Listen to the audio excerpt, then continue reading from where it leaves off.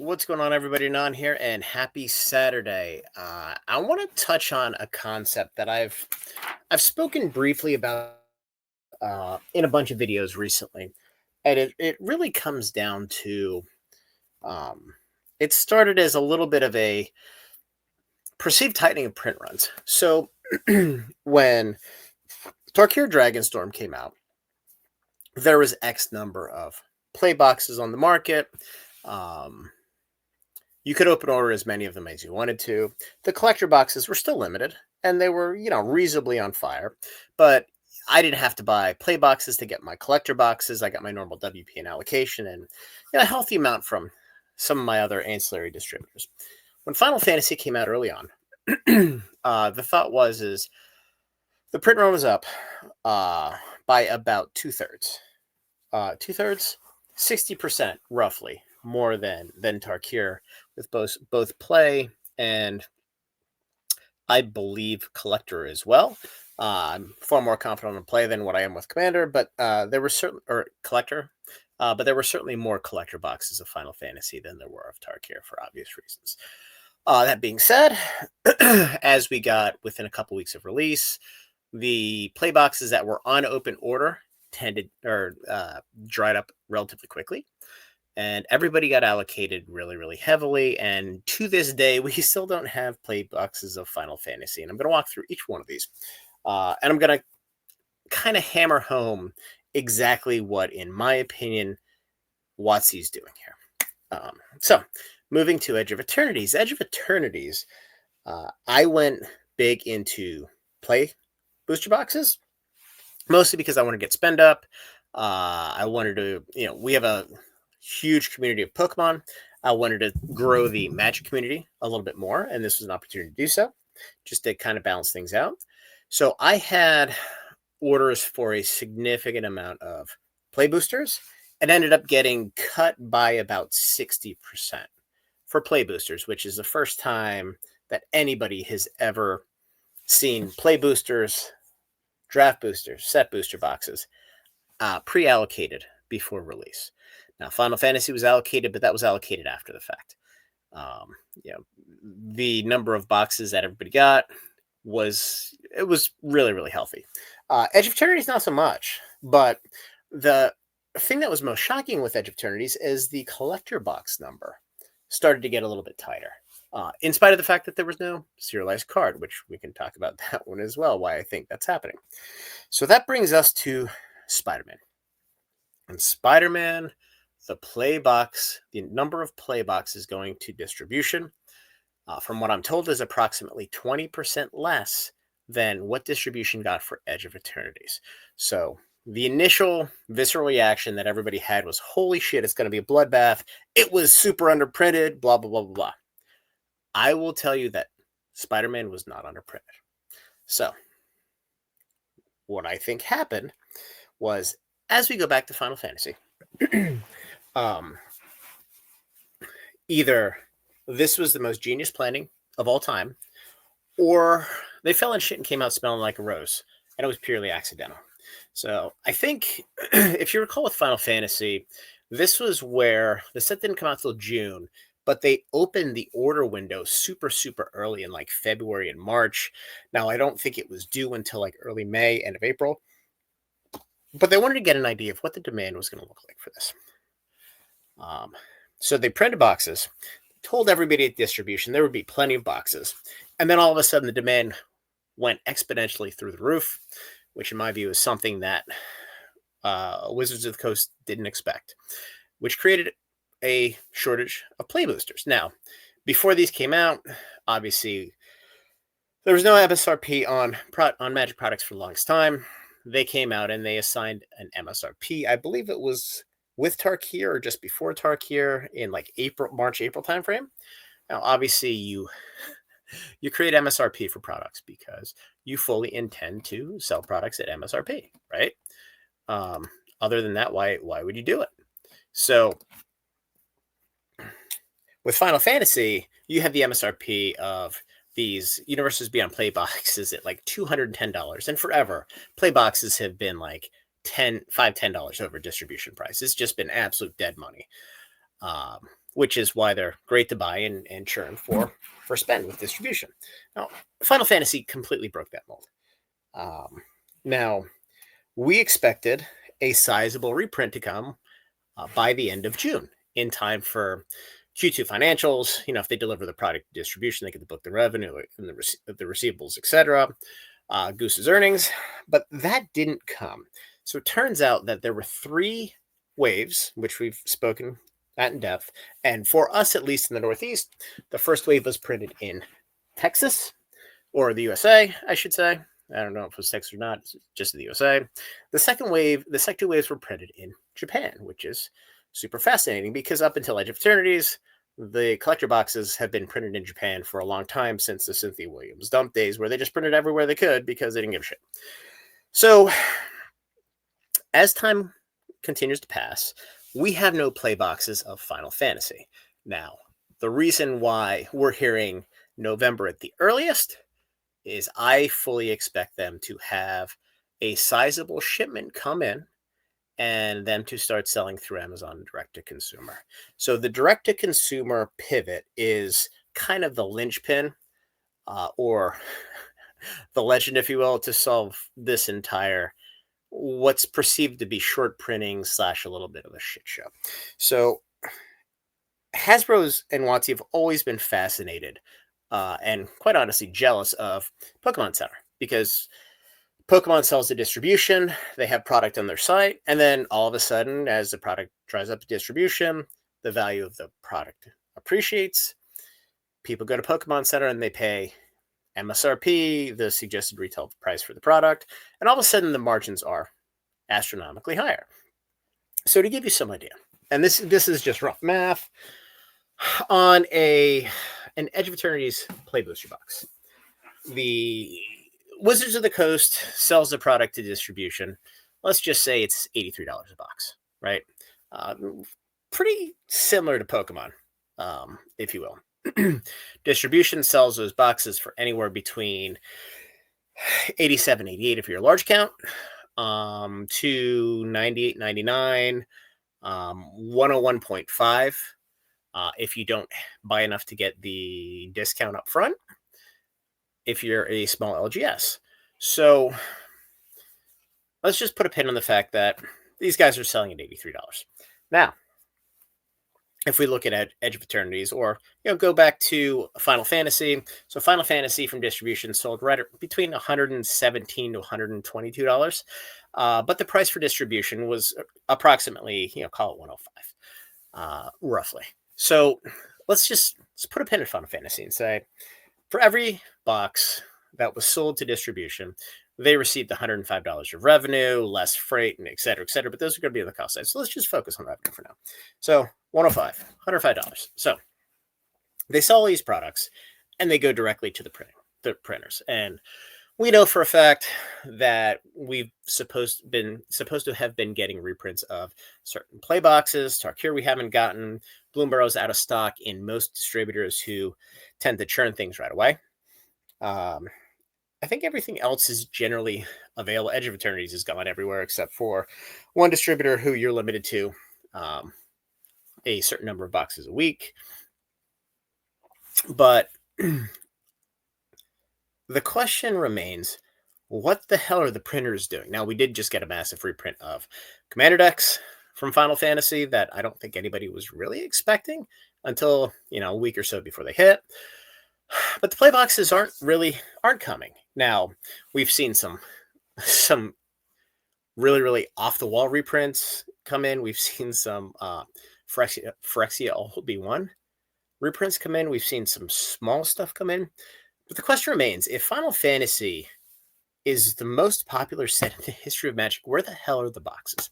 And you think they would put the pedal to the metal if they intended to push through distribution, as opposed to saying, yeah, you know what, they're coming out in November. It is now August 9th, but they've been saying mid Q4, really since the set came out in June/July. So what I think they're doing, I think the first print run is going direct to consumer. Let's go to Amazon. Amazon's going to sell the boxes. If the market's at $235 here, they're going to sell them at $220. Hell, they might sell them at $209 in MSRP. They might try to sell them at $250. But if you're now selling at 235 and you were selling to distribution at 105, you are now netting $130 per box more, which is more than more than double your original sale price. And quite honestly, it's probably a 200 to 300% increase in your margin on the product. So you're effectively creating this artificial scarcity with distribution where everybody who doesn't think more than one step down the line is like, holy crap, this stuff is short printed. The price goes up. Everybody panics. And Wizards is sitting there like Card Shop Live in Monarch first edition saying, look, the boxes are at 200 and some dollars. I have all the inventory. Guess what? I'm going to sell them to you one at a time at an inflated price. And you're never going to know the wiser because it's coming through Amazon and you're not going to know how many you sell.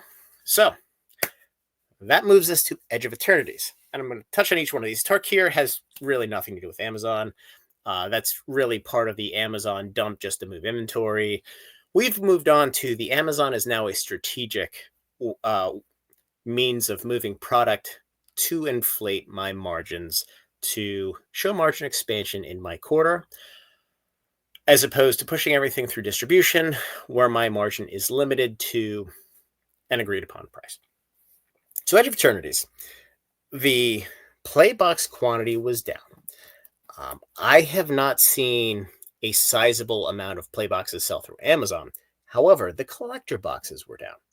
Now, what I'm seeing is a significant amount of collector boxes being sold on Amazon, like a metric shit ton. So if you have any of the notification services, you get pings every time they're reloaded. So at the very least, there's a handful of boxes, and it's just been nonstop.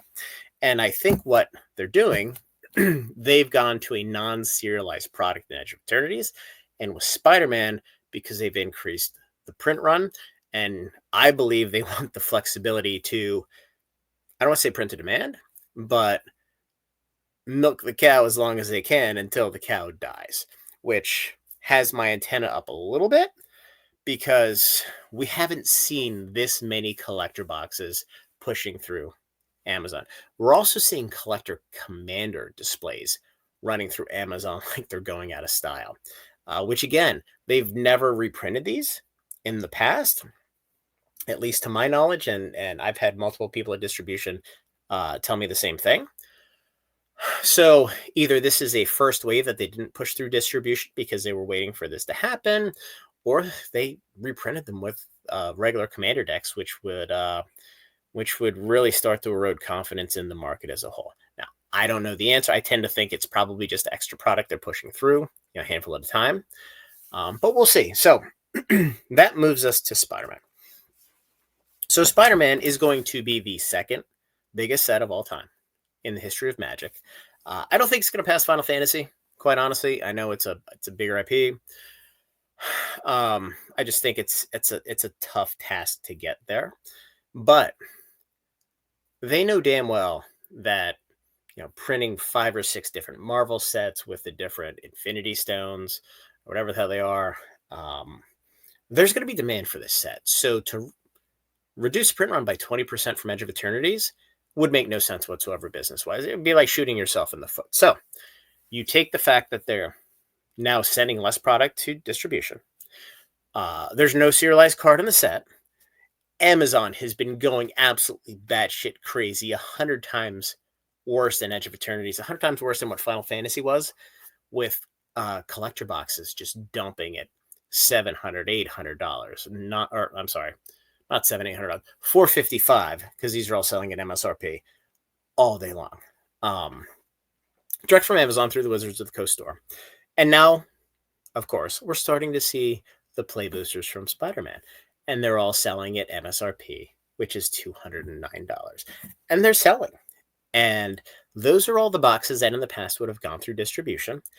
But since they're not going through distribution, everybody is seeing their allocations.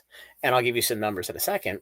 And they're saying, holy shit, we have no play boxes. It must be short printed. It's not short printed. The boxes are going through Amazon. The market's going to get scared. The play boxes are going to release probably above MSRP, and Wizards is going to smile all the way to the bank because they're going to keep selling through Amazon, and they're going to make 3 times plus the amount of profit that they would have if they sent these boxes through distribution. Now, it's a fine line because you need boxes in distribution and you need players in LGSs who can get products, because ultimately, if you don't have people playing the game, you don't have a fucking game, a product, or intellectual property. So I don't think they're that stupid. I think they're just trying to figure out what the right allocation is between low margin distribution through the stores, which is a million touch points, and Amazon, which is one touch point, one throat to choke, and you're just dumping it out to anybody who will take it, quite honestly, to make your numbers. So it's no different than selling through Walmart, where Walmart doesn't give a shit if bots buy it, or if anybody buys it. They just give a shit that they get their 6% or whatever it is, and the product goes bye-bye. So let's go to some numbers real quick. So with Tarkir, we didn't have to, we bought enough play boxes for the store, which is a relatively small amount. But we got a healthy number of collector boxes. So we effectively got 2 collector boxes for every play box that we bought for Tarkir, because there was no requirement at that point in time to buy play boxes for collector. Now, for Final Fantasy, we ended up with a healthy amount of play boxes because I doubled, then doubled, then doubled again our order as things started to tighten up before everything went to allocated. The collector boxes were slightly above Tarkir. Now, keep in mind, our spend is going up significantly in each one of these. Some of the allocations do not factor in the spend of the prior set, just based on how close they are together in the timing. So that is a little bit of a factor. But for Final Fantasy, I got 7.5 play boxes for every collector box. So this is the first time where the play boxes were limited and the collector boxes were limited. Edge of Eternities, I got 12.5 play boxes for every collector box. Now, I did make a concerted effort to order more play boxes, and I got more play boxes, but I only got 40% of what I wanted. So the collector boxes were significantly more allocated than the play boxes were for Edge. And we're seeing that because we're seeing a shitload of collector boxes selling on Amazon post-release at $2.99. We're not seeing that with play boxes. So I think the 10% reduction in quantity of Edge of Eternity's play boxes versus Tarkir was probably just an organic reduction in print run, because they were using the printers to print Spider-Man and Final Fantasy and stuff that they can make way more money on than this. So that takes us to Spider-Man. So with Spider-Man, I am getting 2.5 play boxes per collector box. And my collector boxes are quite healthy. My play boxes are pathetically bad, which tells me that they have collector boxes. We've seen the collector boxes going through Amazon, but they're making a concerted effort, and they're looking at that if I sell the box to 105 for distro, but I can sell it for 209 direct to Amazon, that's an extra $104. That's basically double my price. I'm going to sell it through Amazon direct to consumer. This does 2 things. First of all, it creates an artificial floor on the price, because there's no stores dumping to the magnitude that's going to have a negative impact on the market. They're effectively gatekeeping the price. They're putting a hard floor on the price. And if you want the product, you're going to have to pay whatever they're selling it for on Amazon through the Wizards of the Coast store, or have a relationship with a local game store and hope that you get lucky. The second thing this tells me is that the days of Magic play boxes having no margin are dead. So since Final Fantasy, I'm anticipating these play boxes, they're all going to trade somewhere around MSRP at some point in their life. Edge of Eternities, I want to use this as an example. So Tarkir, this is kind of dead, but there's not a whole lot of value in the Tarkir play boxes. There's a lot of value in the commander deck, in the commander displays, and the collector boxes. But if we look at Edge, there's 352 boxes listed. There's none left in distribution. These are averaging per day 70, 90, 100, 90, 80. These boxes are going to be $150 probably in the next 2 or 3 days. And there's not more coming. So we're going to get close to MSRP on this product. And it's not because, it's a good set. It's not a great set. but it's because the demand is more than the supply. I mean, this is 101 shit. It really is. So my fears with Spider-Man is we see this 235 here. We're going to see this number. It's going to be at 220, 225 by release, because if you're selling at that number, you're kind of right around the 209 MSRP number. But I do think TCG Player is going to be a little bit above where Amazon is. But we're going to be pegged to that 209 number for a while. We really are. And, for folks buying at 209 on Amazon, and I saw this was with Edge of Eternities, because people are just so bad at math. So with Edge of Eternities, you buy a collector box at $299. You're paying $6 tax. So just call it 305, right? So 305, 315, 315, 315, 317. So, well, just say 315 all in, for simplicity's sake. So at 315, you have to sell the booster box at 285, or I'm sorry, 385 to break even, because you're paying 13% fee. So at 385 is 38 plus another 10, so call it $50. So $50 worth of fee, which is it's the max pain point, because you're kind of right at the cap before it just goes into the processing fee. So now you're at 335, and then you got to take out $15 to ship. So now you're at 320. So 320 versus 315, there's a couple bucks in there maybe, depending on what state you're in. But at $299, there's no ability to scalp the product on TCG Player. I've seen a couple people list boxes at $330, and they're either like joke sales, or they're just mathematically incompetent.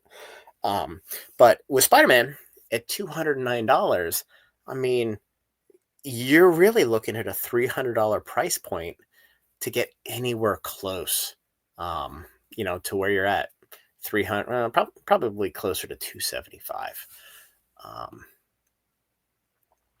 So 275, so 27, 10. I mean, you're basically $35 from 270. So call it 235, 240 minus 15 to ship. So 220, a little bit less than that. But still, there's a huge buffer in that price where the product can go up, and you're not going to see a bunch of people scalping and smashing the market. So, it's kind of the max pain point if you're a scalper. It's a max pain point if you just want to buy the cards and collect the cards, because it's as high as the price is going to go, without going over, if you will, because they're going to be selling at MSRP, and everybody else is going to have no product because it's going to get eaten up so quickly. So I'm actually shocked that this price is only at 186 right now. And there's a lot of these selling. There really are. It's kind of crazy. But now we'll see very quickly how ugly direct-to-consumer gets. Now, Avatar, looks like there's more product going through LGSs. I think part of that is the nerd culture in LGSs, and I mean that in an endearing way, not in a derogatory way. Tends to like Avatar more than Spider-Man. Spider-Man is a little bit more mainstream, a little less nerdy. So Spider-Man is going to sell better on Amazon to the general public, and Avatar is it's going to sell better in LGSs. In our store, we have 95% of the people ask about Avatar, and nobody cares about Spider-Man. So we'll see. But again, the most concerning thing here is as they continue to go direct to consumer, along with pulling the serialized cards from the collector boxes. And again, it's not about the value in the collector box. It's about the market confidence that they're not going to reprint the shit out of it and just keep pumping it into the market.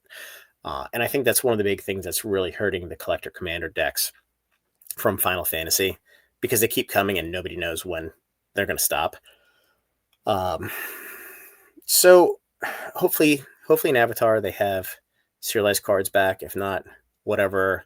That is it. Lorwyn in Q1, Q2's return to Strixhaven, supposedly, which is rumored to be the Harry Potter set.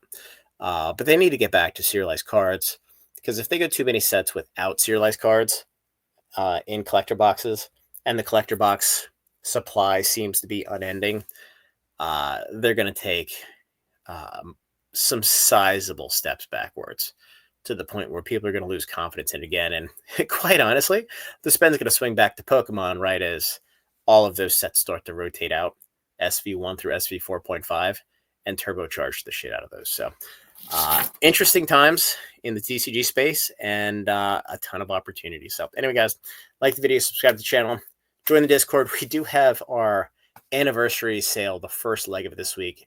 We're doing a raffle. So we're doing 3 different tiers, and it's effectively all of the random cases of stuff that I got last year that I didn't have enough to do a sale on. So, for example, the Mewtwo EX boxes, the Lily Clefairy boxes, the Hopzation boxes, prismatic binder cases, Eevee pouches. There's all kinds of cool stuff. So if you're an elite or in premium, you'll be able to participate. I'm going to get the raffle tickets up on the side. I want to do a video. I'll just keep it private just for the folks in Discord for their benefit, just to explain how it's going to work. And then I think there's 78 items available in the first wave. It's the cheapest wave. But what we're going to do, since there's 78, I'm going to take 20 Silver Tempest ETBs. I have 20 cases from last August that I got through a distributor dump. But we'll give away 20 different ETBs. So of the 78 tickets, assuming they're all sold, we'll give away 20. We'll just do a random wheel spin. And one of the folks in Discord, who's one of our hype masters, is going to run it. So anyway, guys, if you're interested, join the Discord. You can always PM me, get some more information. And if not, have a good night.